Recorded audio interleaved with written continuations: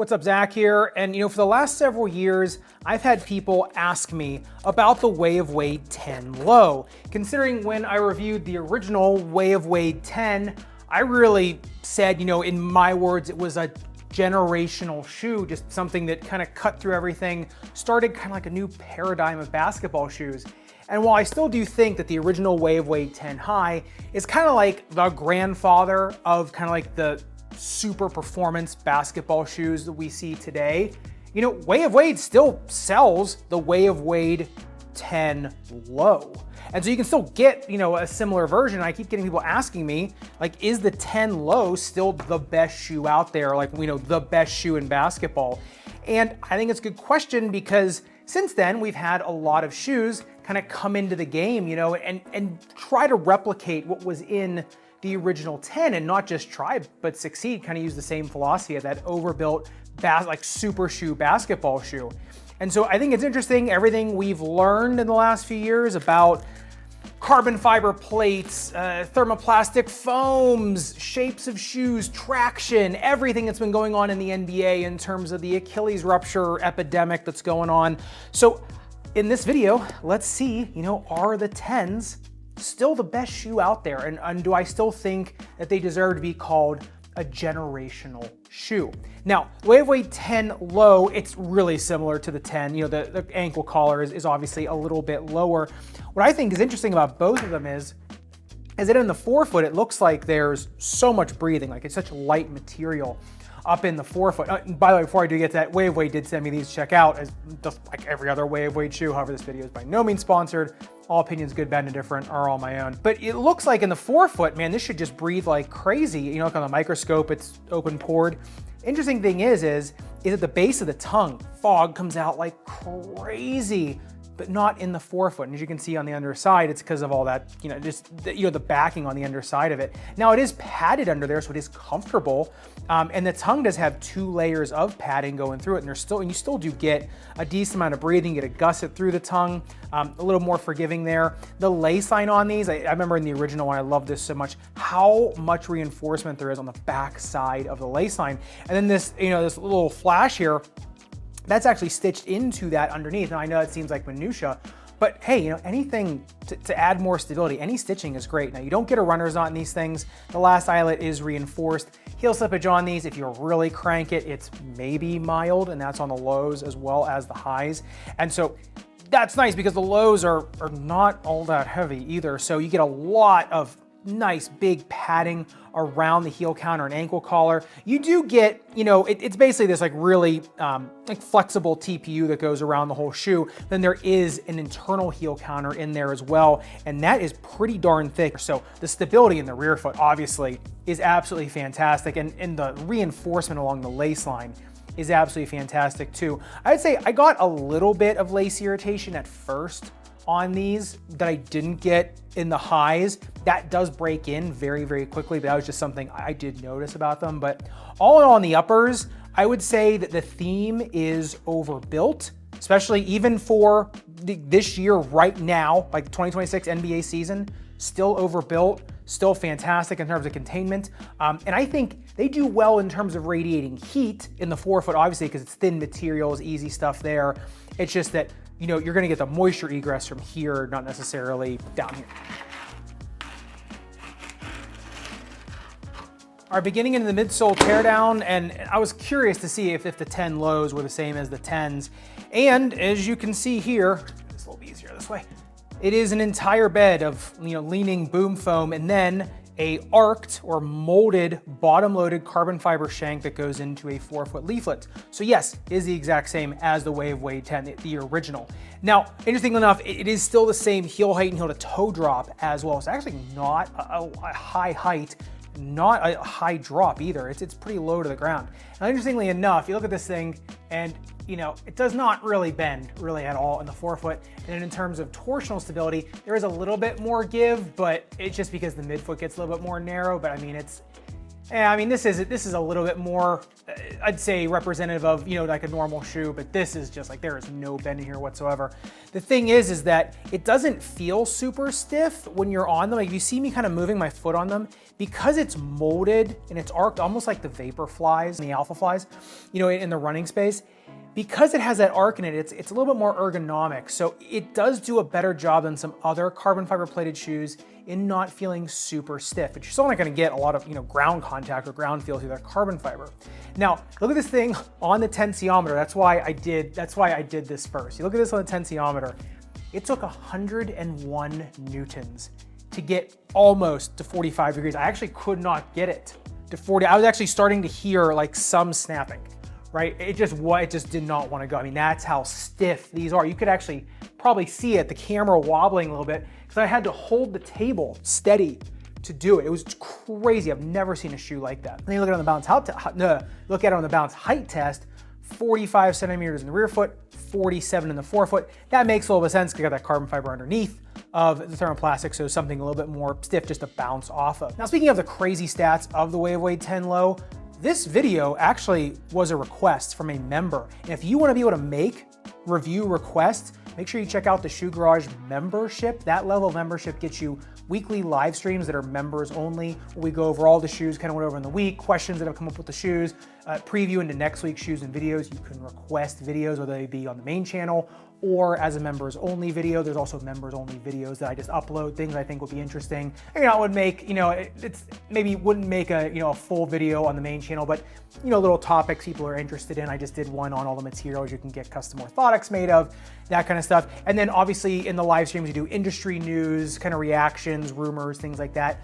Just stuff that might not show up on the main channel, but things I'm interested in and things that are pushing the industry forward, maybe some more insider information, things I've heard through the grapevine, kind of through my connections. So if you want to check out the Shoe Garage membership, make sure you click the join button down below. There's also a little video that kind of shows you what it's all about. The other thing you'll notice is yes, the carbon fiber is undulating, right? It's molded, but so is the rest of the shoe, right? So the shape of it too, it isn't just a flat shoe with flat carbon fiber. So it definitely has, it's meant for, you know, the gait cycle in mind. I should say going north to south on court in mind. It's meant for jumping, it's meant for sprinting. So we'll talk about the tread in a second, but really in terms of the midsole, once again, overbuilt, even by today's standards. There is no other shoe that did that on the tensiometer. I mean, that's crazy. Maybe the next Jimmy Buckets will do, or not Jimmy Buckets, but Jimmy Butler. Maybe the next like actual JB signature shoe will do that too. But this is something. Yeah, like I said, we're still not seeing even a couple years later, and it's still, you know, like I said, just the word is in the midsole, overbuilt even by today's standards. All right, getting into the outsole tread of the Wave Wade 10. Here is some crazy numbers for you. This did not slip on the grip test ramp until 57 degrees. And really, it only started doing that because it started tilting and moving. I mean, you gotta count it though. And I mean, you look at it on the microscope, the rubber treads, I mean, it's basically just like this radiating pattern. It gets into a little bit of like a razor pattern here, kind of like a really gentle herring, but more razor, but it radiates from the middle. And the rubber is, you know, it moves around enough. It's soft enough. I mean, it's 18 on the durometer, but it moves around easy enough. And that's where you're getting the grip, right? You got so many lines of tread, so much opportunity for grip. It moves around, it's soft. It can kind of integrate into that court really well. This is just crazy in terms of grip. Now you might like that, you might not. And the thing is, anytime you get tread that's this narrow and this sticky, you're gonna get dust pickup. So you gotta keep them wiped out because that grip is not gonna stay right forever. I mean, you're gonna start to lose that the minute you start putting them on the court. But they, you know, like the first ones, they're still really good. You look at this on the outsole durability test, 10 seconds high grit sandpaper 2. And I mean, yeah, I did this a couple times just to see, I mean, barely a scuff on this tread, and it's so narrow, it's such narrow tread. Like I said, honestly, it does not matter anymore what the durometer is on these rubbers. It does not matter. I mean, this is crazy durability. So I don't think this tread's good for outdoor courts, but you can certainly use it on outdoor courts, you know? So I think, you know, you want pinpoint traction, keep them wiped down and they'll give it to you. But like I said, just make sure you keep them wiped down, because that's where you're gonna, I think, get into trouble. You're gonna get, you're gonna get that confidence in your head. I just know I can stop on a dime on these. I know I can stop on a dime. But, if they start picking up dust and you don't wipe them down, then you might have an issue. Now remember, high grip isn't for everybody. Some people like a little bit of give. We talked about that in the videos titled, I think, The Dangers of Modern Basketball Shoe Traction. It was right after Tyrese Halliburton busted his Achilles. And when we talked about rotational traction. And so remember, if the shoe does not move at all and your foot is moving within the shoe, and then the muscles have to, do the stabilization for you because there's not enough give in the shoe, that can be an issue. Now, some people don't care about that, and some people have trained and they can use the tools of this. But remember, pinpoint traction is not for everybody. So even though, yes, the number is high, it is super impressive and it's fun to look at, especially on this channel, just remember that has to be the right traction for you. Okay, but I think the wildest part of the Way of Wade 10 that I didn't appreciate in the original review is all the fit numbers. These are some really, really wild numbers, maybe rival the grip test ramp and the tensiometer numbers. Now, number one, I'll give you the normal stuff. It comes in at 28.7 centimeters in length, then 9.4 centimeters metatarsal width, 9.7 of toe box width. That's where things start going off the rails. It only has a 30-degree toe box taper, the way I'm measuring it now with the last, and that is really, really middle. That's a ton of room in the toe box, a ton. You know what else is a ton on these things? Is the in-flare. The in-flare came in, make sure I got that right, is 17 degrees. And so I had my last on these, and you can see it's not even in the same ballpark. That's how crazy the in-flare is on these things. Even in the rear foot, it flares like crazy. So I mean, it's a huge C-shaped shoe. I get what they were doing with that in the highs. They were just a lot of shoes, so it was easier to get from step to step. But these are like really light. I mean, they're not super light, but they're, for what they are, right? They're, for a maximal shoe, they're relatively feather light. And so honestly, they could have straightened this out a little bit more. And I think that is where I started seeing things in the comments section that some people were like, oh yeah, they fit me great. They're so nice and wide, everything's great. And other people were like, no. They don't fit wide at all. They fit narrow. I hate them. Zach, you're a quack. You don't play hoops. You don't know anything. And I think that's where I was getting all that, is because the toe box is so wide. This is like a barefoot or anatomic shoe in the toe box. You can get your toes just go everywhere. But then it's a little bit more narrow in the midfoot. I mean, 9.4 centimeters is very middle of the road. It's not super narrow, but it's not wide either. So it holds you in here, but then you just get this crazy amount of splay in the forefoot. And yeah, it's nice in the forefoot, but if you have, anything, maybe like a tailor's bunion, I mean, tailor's bunion you might actually get away with, but like prominent styloid, maybe a true bunion, wider midfoot, or if you're just someone that doesn't match this in-flare, like, the shoe last, right? So if you're this person, right? If you're this guy or a woman and you're trying to use the shoes, yeah, no wonder it's hurting you, because look what's hitting here, look where your bunion, I mean, so there's issues there in terms of different foot types, and I think that is what I didn't appreciate in the original review. So you kind of have to be the right foot shape for this. So I would say a narrow and medium foot, I think still just go true to size. A 2E that has more of a C-shaped foot, right? You match this up, or you don't have a crazy prominent styloid over here, or you don't have a huge midfoot, and I think you're fine. In terms of a bunion, you probably want to go up a half size on these things.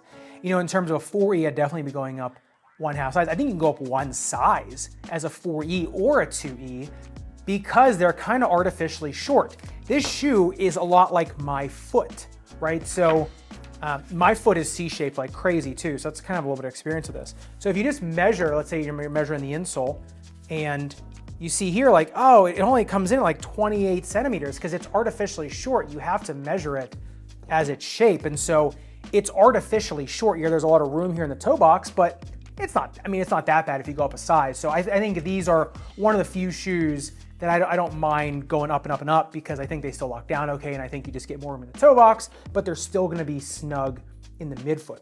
Now, in terms of the snake bitten foot, okay. In terms of forefoot pain, you got somebody with arthritis in their big toe joint, maybe previous stress fracture, anything like that. This is still, I think, the best shoe on the market, just because Some other shoes that have the plates in the forefoot don't have the ergonomics that these do. So yeah, I mean, the Currys are up there for sure for forefoot pain too, but the ergonomics of this thing and how it's shaped is just fantastic for that. In terms of arch pain, I mean, look, these things have an arch of their own, right? So you can put an orthotic in these and they fit an orthotic just fine. I mean, they fit great, and the arch actually matches up with the arch of the orthotic, which is really a miracle. I mean, that is hardly ever happens. So that's really nice. And so arch pain, it's okay. Heel pain, I think they're okay. Not a huge drop, so you better have some flexibility in your Achilles. I'd say if someone that has equinus, like insertional Achilles tendonitis, things where you have a really tight Achilles, this might be an issue because it's a low heel height, low drop. So I'd say if you're someone that's limber and can stretch, then you're fine. If you're someone that's tight, can't, then I'd say I'd maybe not. In terms of ankle sprainers, side-to-side stability, for a shoe with this much undulation and this much of a rise in the forefoot, almost like a rocker in the forefoot, I mean, these are still one of the best for ankle sprainers on the market. And what's interesting is they did it by doing kind of the anatomic forefoot and putting the flange and then locking you into the midfoot. So I mean, to me, it's perfect for ankle spraining still, even though you don't get a lot of ground feel with the carbon fiber, the shape of the shoe makes it up, which is great. Still think these are fantastic for shin splints because they're light enough, they give enough energy return and enough shock absorption. I think this would have, to me, this would still be the best shoe on the market if the carbon fiber maybe wouldn't have gone as far, get a little bit more flexibility in the forefoot, and if it was dual density foam. I think that's almost like in the D-Low one. Like if you'd have taken some of the foam in the D-Low one and put on the bottom, just for that little more shock absorption, then I think, yeah. And like I said, for certain people with the plate in the forefoot, it's still gonna be the best, for sure. If you're someone that goes north to south, right? Like you're not doing a lot of, I mean, for side to side, they'll grip fine, so that's okay. And they're low to the ground enough, and they have a low enough drop, so that if you're flexible enough, you can get side to side. These can get very shifty.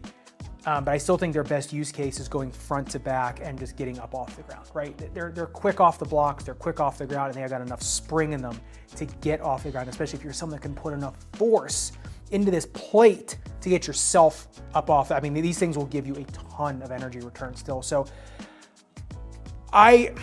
yeah, there's a lot of good shoes on the market right now. And I think these are still the most overbuilt shoe on the market.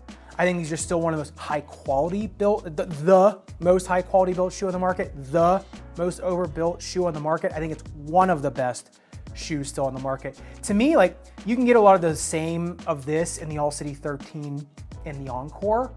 And so I like that because that shoe is a little bit more flexible, you know, the flange is really nice on that too, maybe a little more low profile, you know, so I think you get the same benefits of these in the AC13, the Encores, I think. And so I think that's kind of like the heir apparent. I can't wait to see what the 12's got. My pair is in the mail, so that review might be out by the time you've seen this.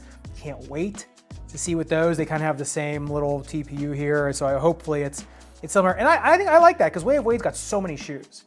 And so it's nice that they have the overbuilt one, right? They got the crazy diving board one. And then if you don't like this one, you don't like that plate, you go to something else, right? Because they have so many kind of almost mirror images of each other in terms of shoes with different materials.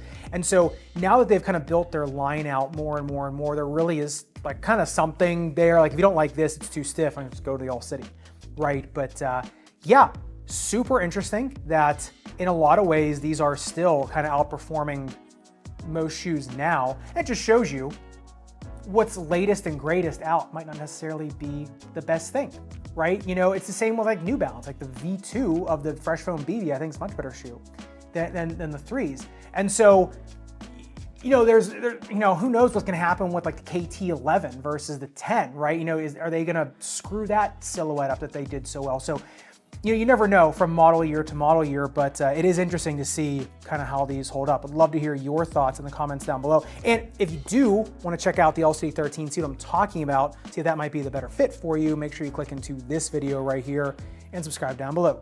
I'll see you in that video.